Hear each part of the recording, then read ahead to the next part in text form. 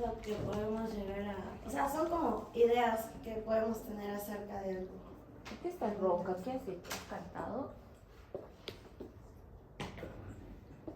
¿Qué es el pensamiento? ¿Nada? Ustedes son seres pensantes, normativos, inteligentes, estudian medicina. ¿Qué es el pensamiento? Yo soy la capacidad que organiza o formar ideas, relacionarlas o organizar información. Organizar información, Estas pensar. ideas.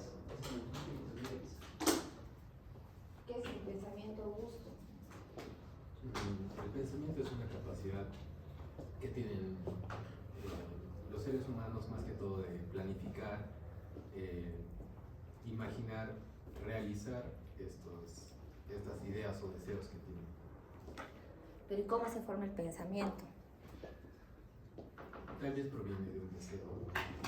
Cuando hablamos de pensamiento, ojo por favor, porque todo el mundo se confunde y vemos a un paciente que escucha voz y está pensando, no está pensando, eso es una senso-percepción, es diferente, ¿no? O me dicen está sintiendo.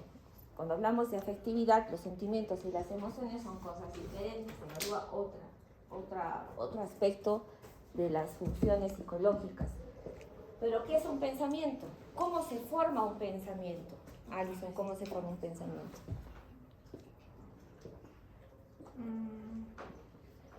¿Qué utilizamos para formar un pensamiento?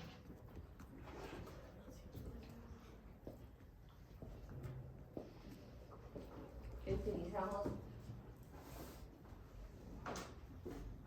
¿Qué utilizamos para formar un pensamiento? Ideas, nociones, Sí. recuerdos. Ideas, ¿qué más? Conocimientos. Conceptos, ¿qué más? Recuerdos, ¿qué más? A ver, ideas, conceptos, recuerdos, símbolos, representaciones. ¿Qué más podemos utilizar para formar un pensamiento? ¿Ah? No, situaciones serían recuerdos, ¿no? Emociones. Las emociones, sí, también. ¿Ah? Sí, en la memoria están los recuerdos. Entonces, cuando nosotros juntamos, tenemos un repertorio de ideas, de recuerdos, de imágenes, de símbolos. Juntamos ese recuerdo, ese conjunto de representaciones para poder dar respuesta a un estímulo, ¿no es cierto? ¿Cómo hacer este estímulo? Este estímulo es externo, si es que viene de afuera, a través de sensaciones y percepciones, o es interno, ¿no? Responde a un recuerdo, por ejemplo. Entonces, ¿por qué surge un pensamiento? Surge en respuesta a una necesidad de resolver un problema. Esta es pregunta de examen. ¿Cuándo surge un pensamiento? Cuando yo tengo la necesidad de resolver un problema. Es igual que si yo hiciera una tesis. Si tengo una tesis, tengo la necesidad de resolver un problema. Pero, ¿cómo resuelvo ese problema? Lo resuelvo en milisegundos. Ojo, no es que voy a hacer mi tesis como ustedes, en 20 días. Mi hipótesis, 50 días, y se pasan, no sé, como un año haciendo su tesis. No, milisegundos, 150 a 250 milisegundos en el que se me presenta el problema y yo lo tengo que resolver. Les voy a poner un ejemplo. Si yo acá hago una encuesta en este momento de qué cosa quieren hacer clases o quieren dormir, les estoy mandando un problema. Entonces, la mayoría seguramente, en contra de su voluntad, para que yo me sienta bien, o digamos un poco calculadores, van a decir, queremos hacer clases, ¿no? Y yo les puedo creer. Pero ya el problema se lanzó en su cerebro y ustedes tuvieron que elaborar una respuesta rápida. Si al revés les dije, chicos, ¿qué tal si no hacemos clases? Doy la clase por dictada y nos vemos la próxima semana. Igual ustedes van a tener un problema que van a tener que resolver rápido. Entonces tomarán decisiones, van a elegir alternativas y van a solucionar el problema. ¿Ya? Entonces todo el tiempo estamos hipotetizando y todo el tiempo estamos resolviendo problemas, todo el tiempo estamos tomando decisiones. Entonces el pensamiento surge frente a una necesidad de tener que resolver un problema. ¿Ya? Eso es pregunta de examen, por favor. Ahí está la definición: flujo de ideas, imágenes, símbolos, asociaciones, recuerdos, todo lo que está en nuestro plano consciente y que se va a expresar a través de ¿qué? Del lenguaje. Eso también es pregunta de examen, porque ¿cuál es el vehículo del pensamiento? ¿Cómo expresamos lo que pensamos? A través del lenguaje. El lenguaje verbal o una acción práctica, el pensamiento práctico. ¡Ojo! Eso es pregunta de examen. No vayan a creer de que porque yo no hablo, no estoy comunicándome. Hay diferentes tipos de lenguaje. ¿Cuáles son los lenguajes que conocemos? O verbal, escrito, ¿no? ¿Qué más? Gestual. El lenguaje gestual. Sí, ya hay diferentes tipos de lenguaje. Entonces, el pensamiento es un acto dinámico que es integral, regulado por mecanismos cerebrales. ¿Qué eran los mecanismos cerebrales? ¿Se acuerdan? ¿Cuáles son los mecanismos cerebrales? Las funciones psicológicas activas. Siempre, pregunta de examen, va a surgir frente a la necesidad de querer resolver un problema. Entonces, cuando hablamos de estructura del pensamiento, por favor, eso también no está en las diapositivas, pero cuando evalúen a su paciente, ustedes tienen que evaluar estructura del pensamiento, es pregunta de examen, curso del pensamiento y contenido del pensamiento. ¿Ya? Entonces, vamos a ver a la estructura del pensamiento. ¿Qué es una estructura? ¿Qué ha pasado? ¿Por qué estás con barbijo? Ustedes han ido, yo creo que ustedes se han ido a la serenata ayer de San Jerónimo, ¿no? Y ahí están dados o a la fiesta, están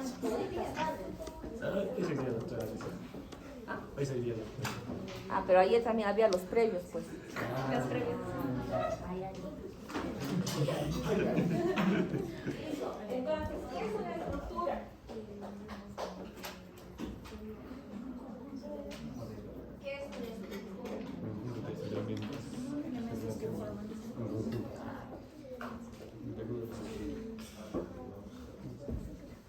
¿Qué? Este edificio es una estructura. Una estructura.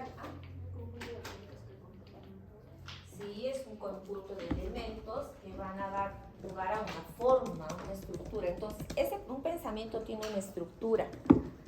Y en esa estructura del pensamiento, o sea, cuando digo que un pensamiento está estructurado, cuando hay un conjunto de ideas que van a hacer hilación, una idea con otra idea, para construir un concepto. Eso es un pensamiento que está estructurado. Un pensamiento que está estructurado tiene concepto, ojo, anoten, no está en las diapositivas, tiene juicio, tiene razonamiento. Tiene concepto, tiene juicio, tiene razonamiento. Un pensamiento estructurado es un pensamiento que es entendible, comprensible, coherente. Entonces, lo primero que yo voy a evaluar cuando veo a un paciente es, a ver, estructura del pensamiento. ¿El pensamiento está estructurado? ¿Sí o no? Sí. Es decir, ¿está organizado o está desorganizado? Entonces yo diré, lo primero, de acuerdo a la estructura del pensamiento, este paciente tiene un pensamiento organizado o tiene un pensamiento desorganizado. Acuérdense de cualquiera de los pacientes que hemos visto, sobre todo los alcohólicos, ¿no es cierto? Que hemos visto varios pacientes, ellos agarran y empiezan a hablar, ¿cómo está? Bien. ¿Y cómo se siente bien? Siempre están bien. Sin embargo, dentro de lo que ellos expresan, ninguno de ellos empieza a hablar cosas raras o extrañas. Entonces es un pensamiento estructurado porque se puede comprender. Tiene un concepto, tiene un juicio y tiene un razonamiento. ¿ya? Esa estructuración del pensamiento tiene fases, esto es pregunta del examen. En la primera fase es cómo surge el pensamiento. El pensamiento surge frente a un problema que tengo que resolver. La segunda etapa es la investigación, las características del problema que yo voy a resolver. O sea, tengo el problema, en la siguiente fase tengo que investigar las características de lo que yo voy a resolver. La tercera etapa es de las alternativas que yo puedo elegir o de lo que he investigado sobre el problema, voy a seleccionar una de ellas. ¿Ya? Entonces, la primera etapa es la necesidad de resolver un problema. La segunda etapa es investigación de las características del problema. La tercera etapa es seleccionar las alternativas posibles que tengo para resolver el problema. Están anotando, no está así en las diapositivas. En la cuarta etapa, ahí sí ya viene el acto intelectual, el pensamiento por sí mismo. Por ejemplo, ahí voy a utilizar todo mi repertorio de ideas, de aprendizaje, de memoria que tengo para resolver un problema. Por ejemplo, un problema algebraico, ¿no? Entonces voy a utilizar todos mis instrumentos, todo lo que yo he aprendido, todas mis habilidades para resolver el problema. Ese es ya el acto intelectual. Una vez que he resuelto el problema, en la quinta etapa yo lanzo la solución. Esta es mi respuesta. Y la sexta etapa voy a comparar resultados. No voy a comparar, ¿está bien lo que hice o no está bien? A través de la discriminación. Todo eso pasa en menos de 200 milisegundos. Por eso les decía que aunque a nosotros nos parece bien complicado hacer una tesis, todo el tiempo estamos hipotetizando, ¿ya? Entonces, ya les dije que el lenguaje es el vehículo del pensamiento y hay diferentes tipos de lenguaje. Así que eso también lo vamos a poder evaluar o ver cuando veamos o cuando revisemos el lenguaje. Segunda característica que vamos a evaluar el pensamiento, la velocidad. Entonces, para poder hablar sobre la velocidad del pensamiento, yo tengo que entender entre qué surge el problema en mi conciencia, en mi representación, y yo emito una palabra o emito un gesto, pasan esos 200 milisegundos, o sea que es rápido, ¿no? Pero para que ese pensamiento tenga esas características de ser comprensible, coherente, que tenga la capacidad de abstracción, entonces tiene que estar en una velocidad adecuada. Y a eso nosotros, cuando hablamos de velocidad de pensamiento, voy a hablar de pensamiento eupsíquico, cuando yo puedo comprender al paciente, lo entiendo lo que me quiere decir. Pero si el paciente, por ejemplo, empieza a hablar rápido, una cosa por otra, se salta de un tema a otro, como cuando ustedes están chamullando en las exposiciones, ya está, siguiente, no entiendo nada. Eso es un pensamiento un tanto ideofugal, taquipsíquico.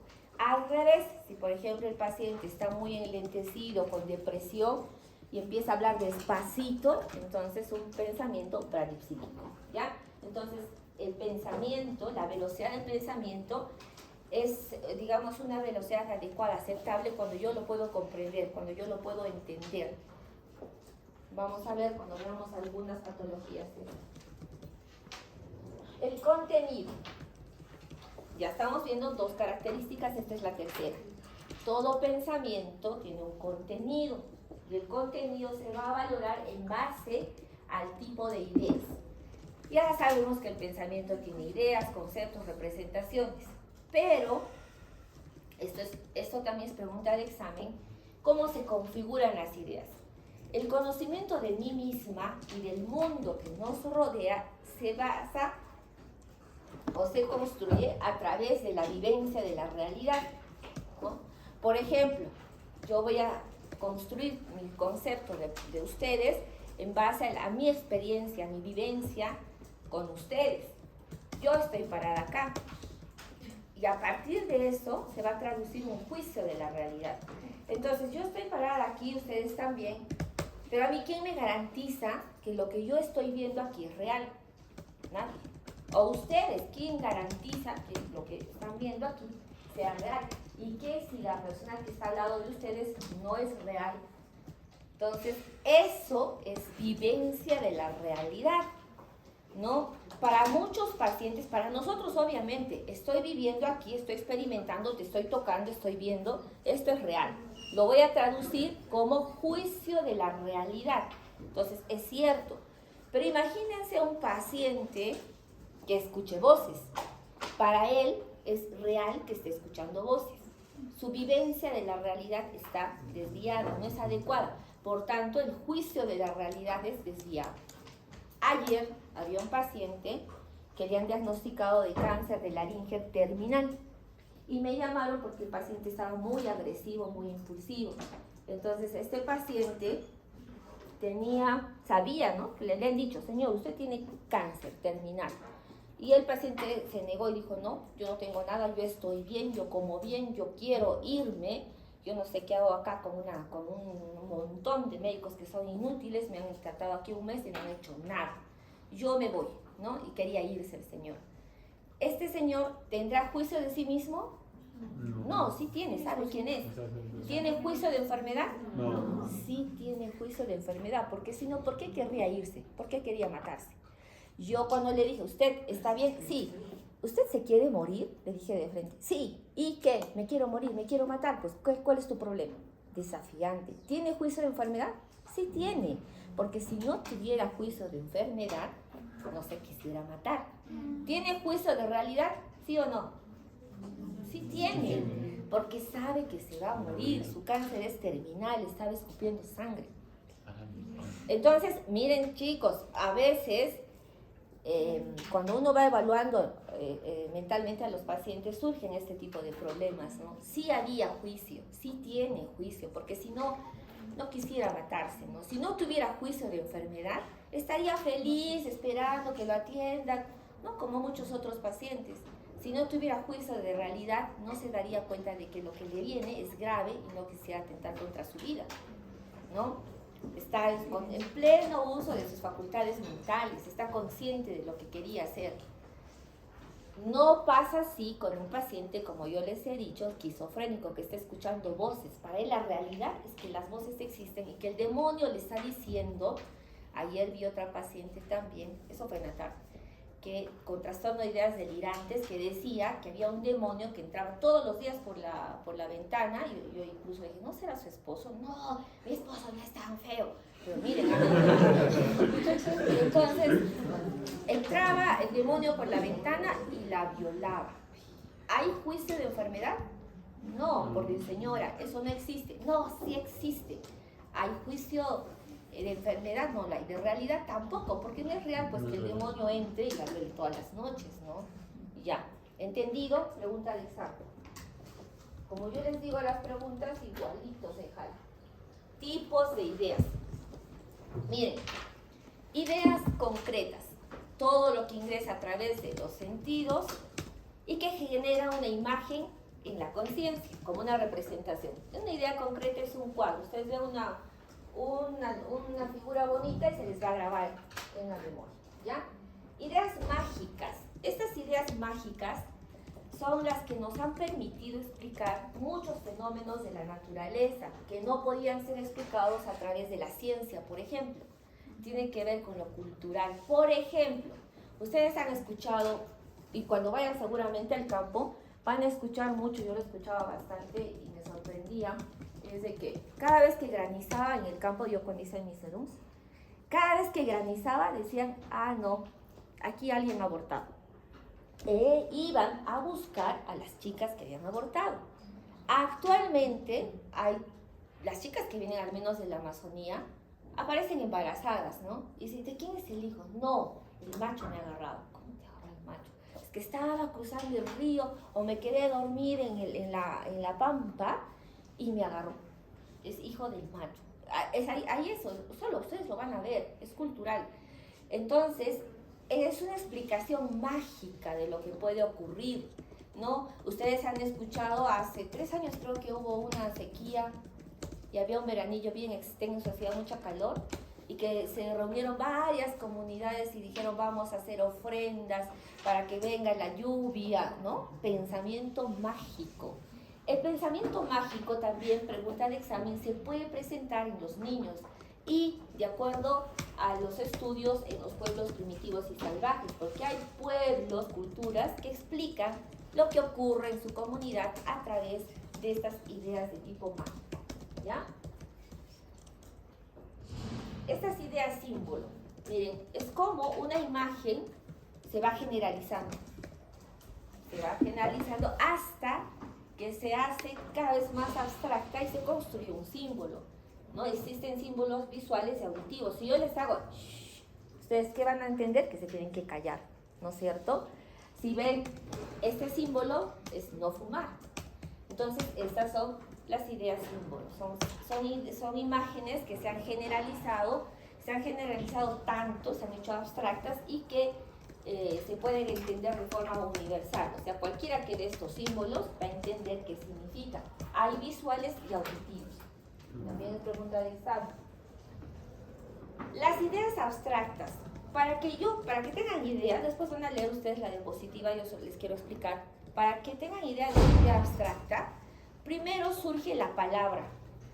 Esa palabra va a generar una imagen, una representación en la conciencia. Y esa representación se va a generalizar, se va a cambiar, va a ser sustituida por la imagen objetiva. Por ejemplo, yo les digo amor, ¿y qué imaginan ustedes? Un corazón. Les digo tiempo, ¿y qué imaginan ustedes? Un reloj. Si les digo honestidad, ¿qué van a imaginar ustedes? No sé qué imaginarán, ¿no? Honestidad. Si les digo infinito, ¿qué imaginan? El infinito, ¿no? Entonces la palabra y luego la representación en el plano de la conciencia, ¿ya? También va a ser aceptado universalmente, porque hay cosas, yo me puedo ir a la China y sé que un corazón representa el amor, sé que representa el infinito, ¿ya? Las ideas intuitivas. Estas ideas intuitivas son aceptadas como verdaderas, ¿no? Están basadas en creencias y no necesitan comprobación ni juicio. O sea, yo la acepto como una idea verdadera. Por ejemplo, han entendido la clase, como nadie responde, yo acepto sin comprobar, sin necesidad de comprobar que todos han entendido. O lo que están viendo, ¿no? Alternativas, esto puede ser, no puede ser, entonces sí, debe ser esto. Estoy intuyendo de que pueda ser esta la respuesta acertada. No necesita comprobación, ¿ya?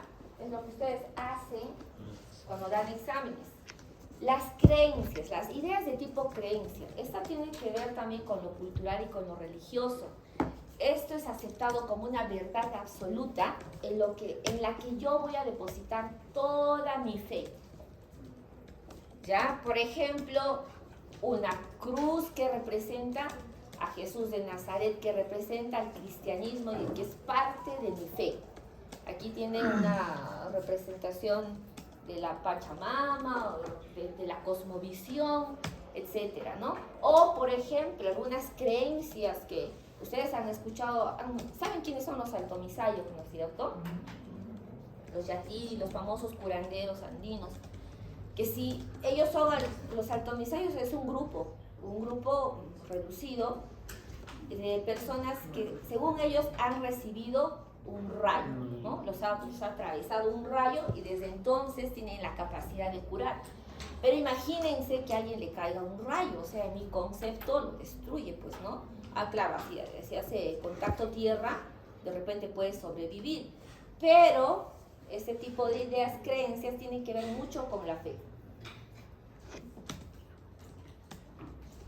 Las ideas sobrevaloradas también tienen que ver mucho con lo cultural, con lo religioso, ¿no? Por ejemplo,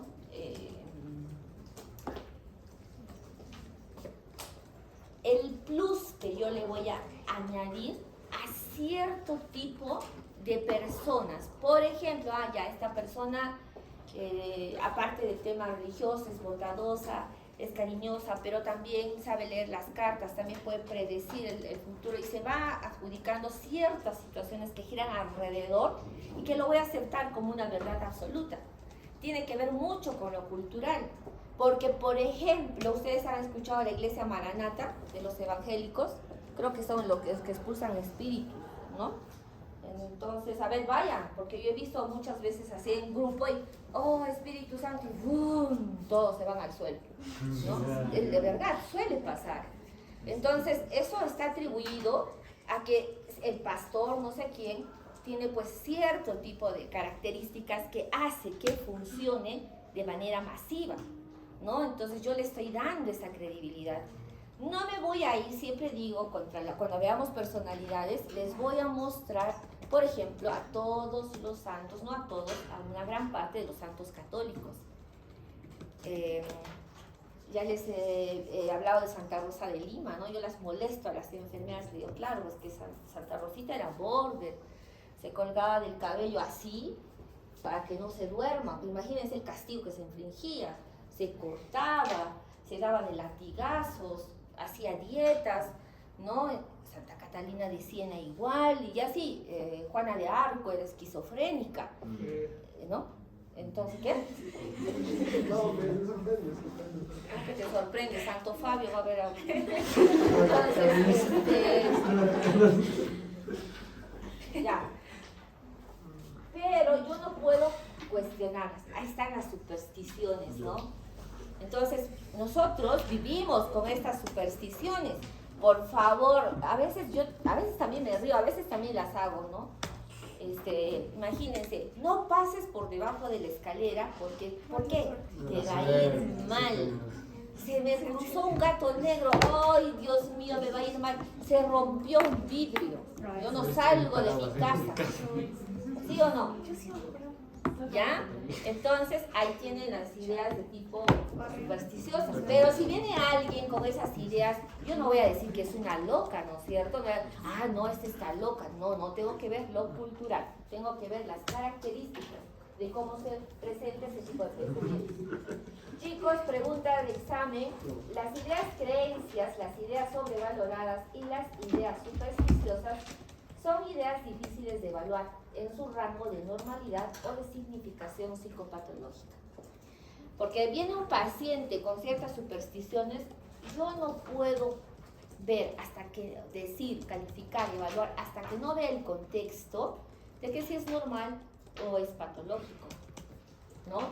Por ejemplo, Mirta, la que mató a los gatos, pobre mi Mirta, oye, se ha vuelto famosísima. Entonces, ella mató al gato, pero también tenía ciertas supersticiones, ¿no? Entonces, pero todo lo que giraba alrededor de Mirta ya era patológico para las enfermeras. Y ahora, si ustedes la ven a Mirta está muy bien, está tranquila, está consciente, está orientada, sabe lo que quiere, me asusta un poco porque quiere estudiar medicina. Entonces he dicho, ¿cuántos de ustedes estarán igual? ¿No? Entonces, yo tengo que plantarme en el contexto del paciente para definir o determinar si eso es normal o es patológico, ¿ya? Y luego viene el control del pensamiento. Por favor, acá vamos a hacer un pare para que lo puedan entender. Ya hemos visto la estructura del pensamiento. Ahí me tienen que decir si está estructurado o no, organizado o no organizado.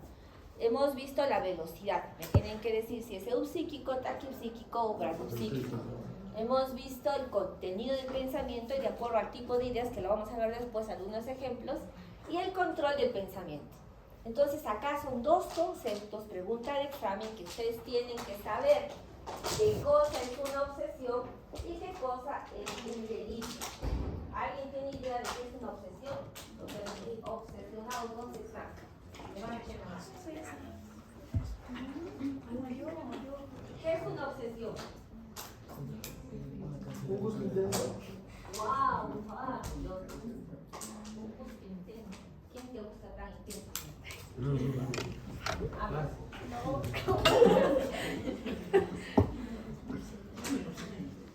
No, no es un gusto.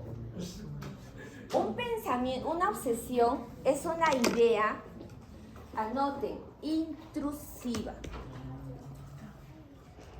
Yo no la quiero, pero viene a mí de manera invasiva, intrusiva. Genera mucha ansiedad, demasiada ansiedad, una carga ansiosa terrible que me obliga a hacer algo para calmar esa ansiedad. Y que sobre todo yo la reconozco ilógica, como ilógica, que no tiene razón de ser. Esa es una obsesión. ¿Qué es un delirio? Un delirio es una idea apodíctica, totalmente irreductible, de la que yo estoy segura, convencida de que es real. Nadie me va a convencer de que es irreal. En la obsesión, por ejemplo, me invade la idea de que al abrir la puerta me voy a contaminar con una enfermedad, un ejemplo. Y eso me genera tanta ansiedad, que tengo que ir y cerrarla todas las veces, o tengo que tocar algo para que yo no me calme y no me contagie. Eso es una obsesión. Un delirio es, por ejemplo, creer que todas las personas, que todos los hombres me persiguen. Eso es un delirio. ¿Ya? Eso es un delirio, porque no es así. Pero estoy convencida de que es real. Nadie me va a convencer de lo contrario. ¿Entendido? Quedó entendido. La obsesión me va a generar una gran carga de ansiedad, mientras que el delirio me va a generar una gran carga de problemas, porque voy a pensar que todo el mundo me está persiguiendo, o puedo tener la idea delirante de que me quieren matar, y entonces me voy a esconder porque pienso que me van a matar. Estoy segura, convencida de que me van a matar. Pregunta de examen.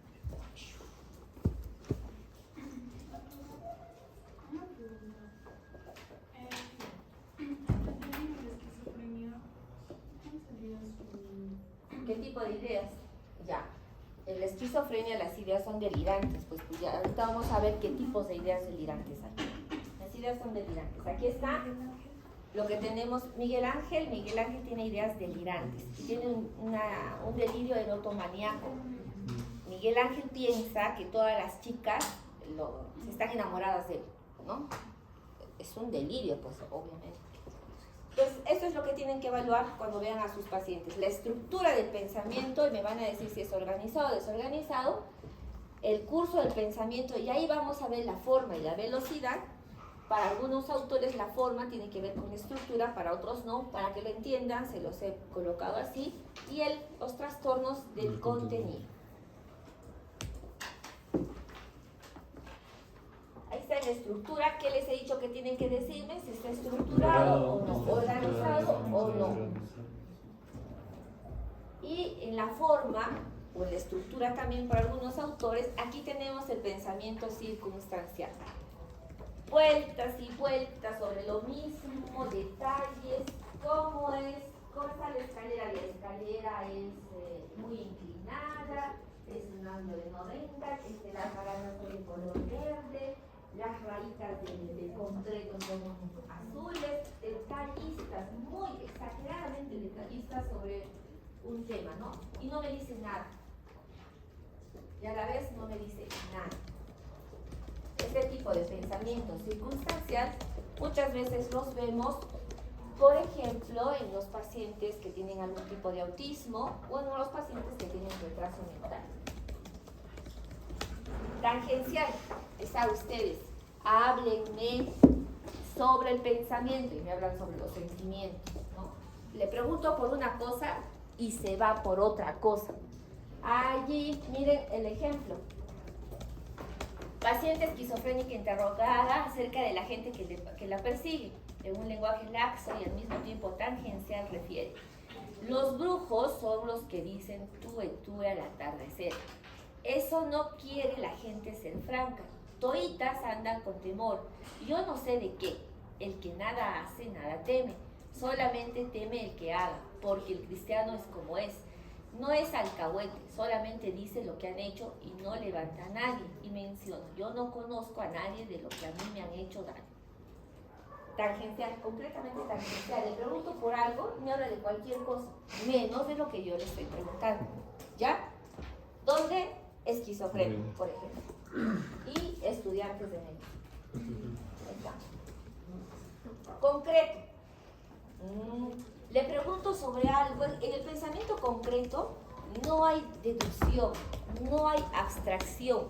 Le pregunto por algo y me responde de una manera tácita, ¿no? En los alcohólicos, un paciente alcohólico con un problema orgánico, ¿en qué se parece un avión a una bicicleta? En que los dos tienen volante. O sea, me responde lo que se le ocurre, concretamente. Pregunta-respuesta. No hay capacidad de abstracción ni de deducción. Perseverativo. Habla y habla sobre lo mismo. Por ejemplo, los pacientes con demencia. Entonces le pregunto sobre algo y me dice, ¿y va a venir más tarde? Otra vez, ¿no? ¿Cómo está usted? ¿Cómo está la comida? Y va a venir más tarde sobre lo mismo, ¿no? Perseverativo, por ejemplo, en el cuadro de demencia. Pueril, pensamiento infantil, de contenido infantil, ¿no? De juegos que tienen que ver mucho con la infancia. Un pensamiento, oye, ¿cómo estás? Ah, sí, estoy bien, me he puesto colitas, es que mis muñecas, pueril, muy pueril.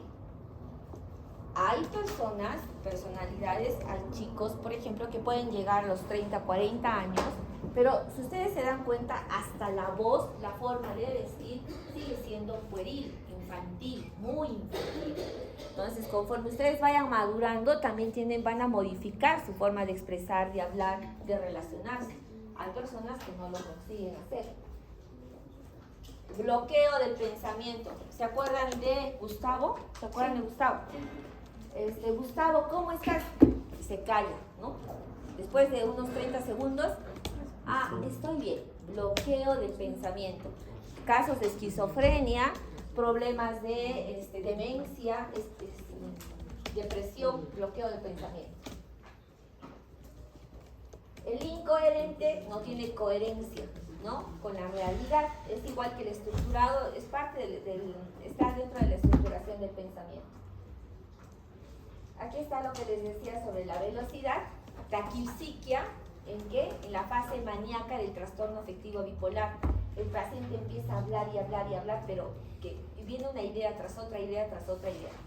Bradipsiquia disminuye. ¿En qué? La fase depresiva del trastorno afectivo bipolar. Por favor, presten atención, les estoy dando los ejemplos, ahí va a venir las preguntas del examen. Inhibición del pensamiento es una forma de bradipsiquia. Está tan lento, pero que llega a inhibirse. Por ejemplo, en la esquizofrenia catatónica. Esos chicos, un poco de psicopatología, es para que tengan idea de que cuando vean a los pacientes, si no, un poquito más de repertorio. Aquí está lo que me preguntaban. De acuerdo al contenido de las ideas, dentro de la psicopatología tenemos las ideas delirantes, ¿no? Ya les he dicho que es una idea delirante. Ya no vamos a redundar. Y hay delirios que tienen delirantes hacia uno mismo, como el delirio de culpa. ¿No? Piensan que son culpables de algo. También esto se puede observar en los casos psicóticos de los esquizofrenia. El hipocondriaco cree que está enfermo. Acá les aseguro que hay algunos hipocondriacos que creen que están enfermos. ¿Ya? El nihilista, esto pregunta de examen, es grave porque el paciente deprimido tiene un delirio nihilista. El paciente deprimido puede pensar que ya no existe, que sus órganos están podridos, que no sirve para nada. El delirio de grandeza, por ejemplo, acuérdense de Lino con sus ideas de grandeza, de que él, ¿no? Aparte de las ideas de grandeza, de que él ha hecho muchas cosas, de que ha conseguido muchas cosas. El delirio místico religioso, que tiene poderes. No, hay diferentes tipos de delirios que tienen que ver con lo que les mostré sobre el tipo de ideas. El delirio de preñez, por ejemplo, la pseudociesis, pacientes generalmente con mujeres con trastorno de la personalidad, generalmente también TLPs, border, que no consiguen embarazarse. Y entonces llega a un punto en el que se convencen de que están embarazadas y tienen síntomas de embarazadas, ¿no? Por alguna razón, en algunas pacientes incluso no tienen el ciclo menstrual, entonces están recontra convencidas de que están embarazadas. Pseudociesis, no se olviden. El delirio de transformación o metamorfosis delirante. Teníamos un paciente que tenía este delirio, ¿no? O sea, piensa que no es él, que es un demonio, que está transformado, y cuando le hablan, le dices, no sé, a los que les mostré a Valentín, creo, a un grupo, ¿no? Valentín me decía que tenía cuernos en la cabeza. Entonces, ¿qué hicimos nosotros? Hemos simulado un quirófano y lo hemos operado, le hemos puesto anestesia, le he hecho creer que lo he operado y sacado unos cuernos y dicho, mira Valentín, te saqué los cuernos. Y dice, sí, ya no tengo cuernos, mamá, ¿no? Entonces, ese tipo de delirios, él era terrible porque todo el tiempo quería rasparse, se golpeaba la cabeza porque creía que tenía cuernos, que era un demonio. Entonces ya no sabíamos qué hacer, así que simulamos el quirófano un poco para tranquilizarnos y resultó. La desrealización, cuando creo que esta realidad no es lo correcto, o sea, existe otra realidad, esto que yo vivo no es cierto, es ajeno a mí. Los delirios de referencia, cuando creo que todo gira alrededor mío, ¿no? Ellos me están mirando, me quieren hacer daño, las personas que están afuera también están en contra mía, o todo gira alrededor mío. Delirios de referencia en esquizofrenia, la celotipia, los delirios de celos. Están recontra convencidos que la esposa o el esposo los está engañando. Llegan al extremo de oler la ropa interior, de estar verificando todo el tiempo a qué hora sale. ¿Quién está hablando otra vez, Fabio? Eres celotípico también. Todas las patologías.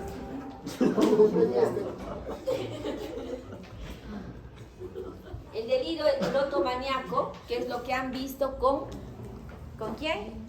Miguel Ángel. ¿Quiénes han visto a Miguel Ángel? Han visto el delirio erotomaníaco, ¿no? Todas las chicas están enamoradas de él. Por lo tanto, él va a tocar no adentro, sino afuera a otras chicas. Persecución. Estos pacientes, por eso se llama esquizofrenia paranoide, porque creen que los están persiguiendo, que les van a hacer daño, etc. Ya les hablé sobre lo que es delirio, que es un delirio, les he hablado, y aquí es un delirio sistematizado, ¿no? Un delirio sistematizado es cuando se juntan varias ideas delirantes y crean pues todo un constructo, todo un sistema delirante sobre algún problema que tienen, ¿no? Entonces, por ejemplo, me persiguió, sí, es que había un camarada que le esperaba y luego vino otro. Es todo un sistema delirante, también esquizofrenia de los diferentes tipos.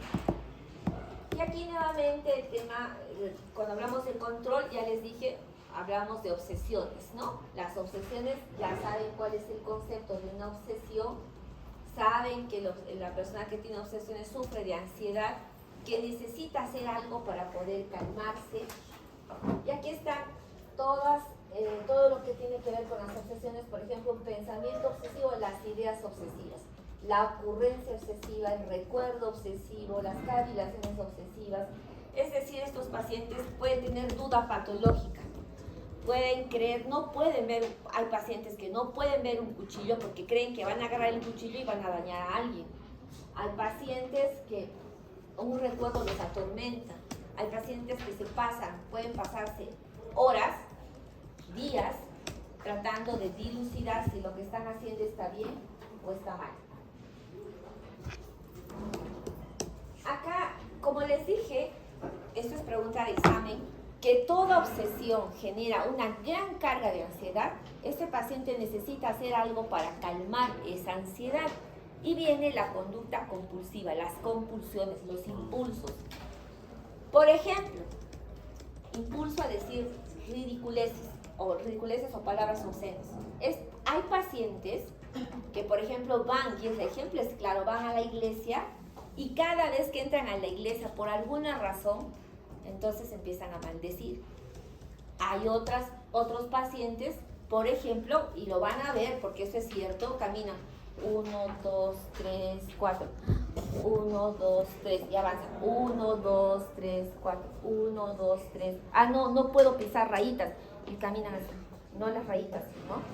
Impulsos obsesivos, ¿ya? Entonces, chicos, van a ver, impulso a contar o a calcular, ¿no? Entonces, yo tenía un paciente esa de película en el cerro, por donde está el crematorio de San Sebastián. Desde que entraban al crematorio era número 7, 3, 2, 4, 3, o sea, todo está calculado, número de minutos, número de pasos, número de veces que se meten la cuchara en la boca, el número de veces que la tienen que sacar, impulsos obsesivos. Y esta idea, ¿no?, de que ven un cuchillo o algo, un socortante, y creen que lo van a agarrar y van a dañar a alguien, ¿ya? Y obviamente el de comprobación, que es uno de los más frecuentes. Me he olvidado de la plancha. Me he olvidado, voy a ir. ¿He apagado? No le he apagado. ¿He cerrado? No he cerrado. Voy a ir a comprobar. ¿Lo hice o no lo hice? 1 vez, 2 veces, 3 veces, 4 veces. ¿A cuántos de ustedes les ha pasado? A todos. Eso no significa que seamos compulsivos. Porque así como hay pseudoalucinaciones, ¿se acuerdan de las pseudoalucinaciones? ¿No es cierto? También hay pseudoobsesiones. Por ejemplo, ¿qué hacen cuando van a una iglesia? Se persignan, ¿no? Entonces, hay personas que se van y que no se han persignado y regresan. ¿Por qué están regresando? Es que no me he persignado. Otra vez pasan por otra iglesia y otra vez pasan por otra. Y como en el Cusco hay hartas iglesias, se pasan persignando todo el tiempo. Temores obsesivos, las fobias, algiofobia, ¿no? Yo le tengo terror al dolor. Yo soy fóbica. Le tengo, Dios mío, mi umbral del dolor es muy, muy bajo. Le tengo terror yo al dolor. Es a la única cosa a la que le tengo miedo. No le tengo miedo a los demonios, a los brujos, a los espíritus. No le tengo miedo. Al cementerio, no le tengo miedo a nada. A lo que le tengo miedo es al dolor. Le tengo terror al dolor. Me da miedo. ¿No? Pero ¿cuál es la diferencia entre una fobia y la ansiedad, por ejemplo? La fobia es miedo a algo que yo conozco, mientras que la ansiedad es una reacción emocional a algo que no conozco. Estoy nervioso por algo, pero no sé por qué. Mientras que la fobia es un miedo a algo que yo conozco y que es aprendido. Ya les puse el ejemplo, ¿no es cierto?, de que nosotros aprendemos desde que somos chiquitos, o sea, nadie ha nacido con temor a algo, ¿no? Eso se aprende en el camino. Ahí están todas las fobias. Ay, ¿qué hice? No está bien, por Una barra de tarea, doctor.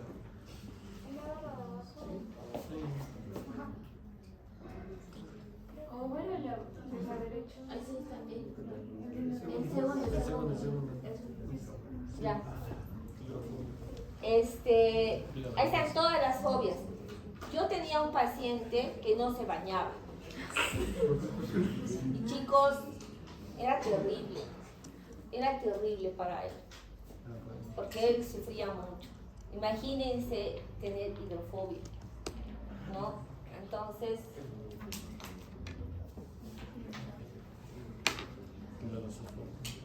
ya les hablé de los actos obsesivos, ¿no? Esto es en los impulsos, lavarse las manos, comprobar. Yo tenía un estudiante que llegaba siempre tarde y yo le preguntaba, le decía, pero ¿por qué estás llegando tarde? Y no me decía nada, hasta que un día lo vi como medio raro, ¿no? Y le dije, ¿qué está pasando?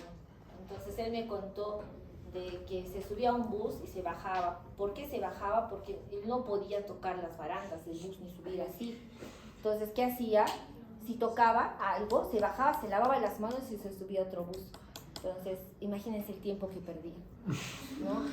Entonces, chicos, parece chiste, pero es un sufrimiento terrible para la persona que lo padece.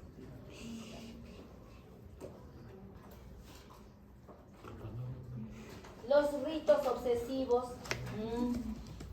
como les digo, todos podemos tener algo de rituales, que son las pseudo-obsesiones, pero por ejemplo, ¿no? Hay pacientes que se tienen que levantar con el pie derecho, se tienen que persignar 3 veces, salen de la casa y tienen que decir 3 palabras, amén, amén, amén, ¿no? Son ritos, porque si no lo hacen genera ansiedad. Las ideas fijas, esas ideas que se pueden quedar, por ejemplo, una idea fija, ¿no? Una idea fija. Te traicionó la enamorada. Todas las mujeres son malas, no te fijes en una mujer. Y con el tiempo va pasando. Es una idea fija. Pero que también tiene un carácter obsesivo. Y aquí están las pseudo-obsesiones, como les decía, que en realidad se las va asumiendo después como funcionales, ¿no? Porque estas personas son funcionales, hacen sus cosas, pero cuando uno va explorando, pues sí, ¿no? ¿Y tú qué haces? ¿Tienes algún ritual? Sí, yo me persigno todas las mañanas antes de salir. Está ahí. O como en el ejemplo aquí, que cada vez que leía un libro se llenaba de escupos. Claro, que no sé cuándo estuvimos, el grupo del viernes puede ser que vimos a... ¿Con quién vimos? ¿Quiénes estaban conmigo cuando vimos a este chico que decía que creo que cada vez que ve excremento se le llena la boca de saliva y quiere escupir? ¿No? Escupe, ¿no? Escupe, se le llena la boca y quiere escupir. ¿Ya? Entonces, y ahí, espérenme un momentito, no hemos terminado la clase, quiero mostrarles algo.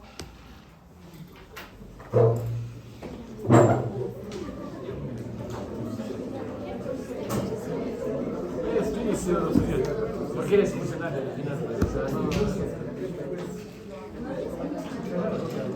Siempre me lavo la mano.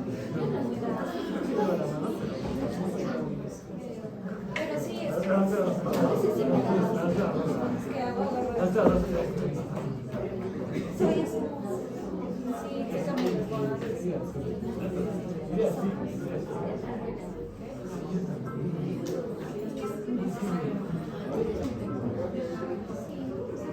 Chicos, presten atención. Una película, gente. El toque se me además de la película. Silencio.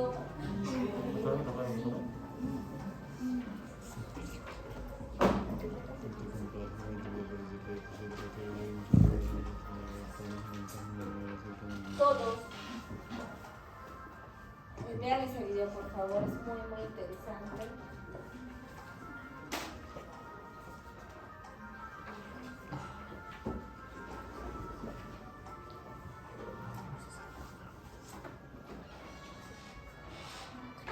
Ahí ahora el sonido. Bueno, al otro lado.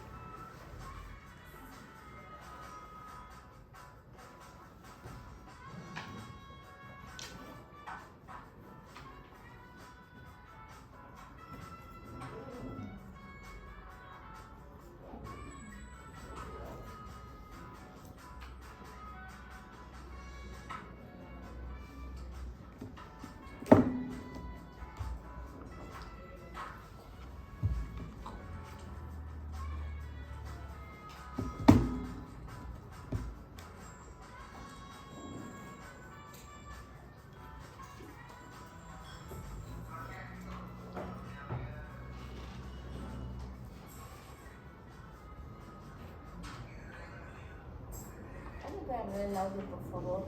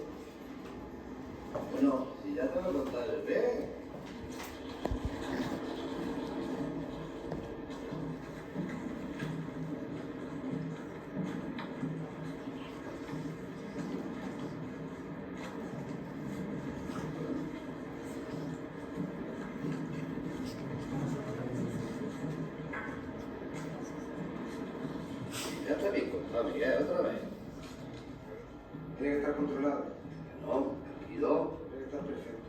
Venga, tú tranquilo. Aquí va para vaquero, ¿eh? Oye.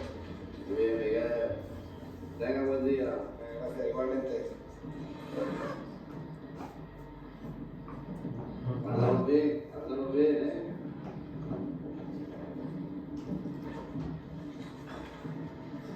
Bueno, hasta luego, que tengo prisa.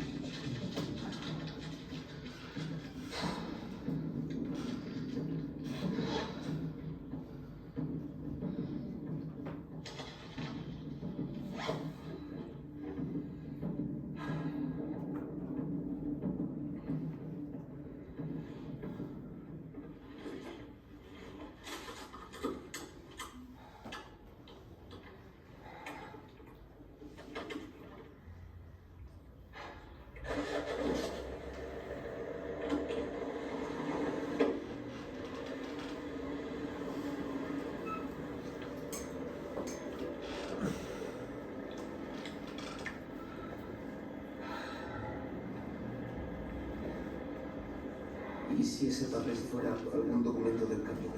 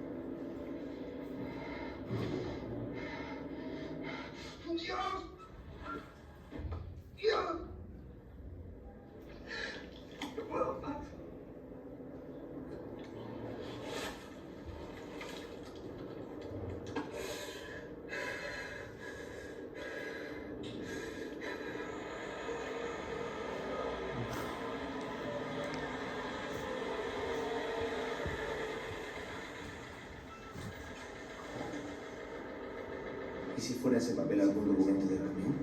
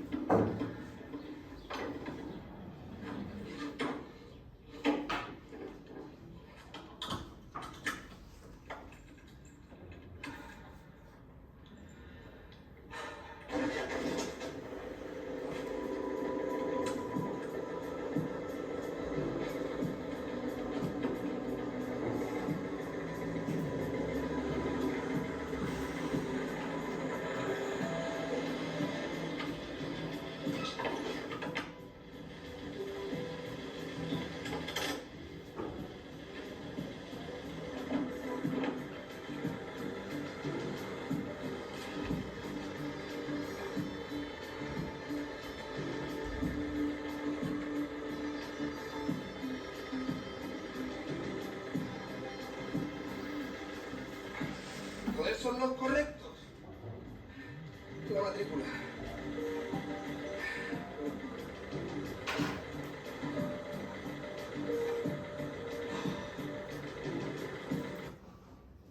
¿Qué han visto? Un pensamiento totalmente intrusivo. ¿Qué tipo de pensamiento? ¿Pero qué? Duda. ¿He contado bien o no he contado bien? ¿Qué hace? Le genera ansiedad. ¿Qué hace para tranquilizarse? Contar, comprobar, una vez, otra vez y otra vez. Ve un papel en el camino, piensa que son los documentos del carro. ¿Los recoge para qué? Para comprobar que no son sus documentos del carro. Tiene los documentos del carro y los saca para comprobar si es. ¿No? El sufrimiento es terrible, agonizante. Nunca, por favor, hasta parece gracioso, pero cuando estemos frente a estos pacientes, a veces acuden a la emergencia, están muy desesperados. Chicos, somos seres humanos y todos estamos acá con un propósito de vida. No es una casualidad que estemos acá juntos, tiene un motivo, una razón. Entonces, estamos también pronto ya a recordar nuevamente el tema de la salud mental, el Día Mundial de la Salud Mental. Esto es como parte de motivación a ustedes a que contribuyan con un buen afiche, investiguen sobre las personalidades que padecen de trastornos mentales en el mundo. Nada más, ahí tiene la película, se llama Reparto Obsesivo, es muy interesante, por el teatro de mi maestro. Bueno, sí. Entonces, gracias, tengan ustedes muy buenas tardes.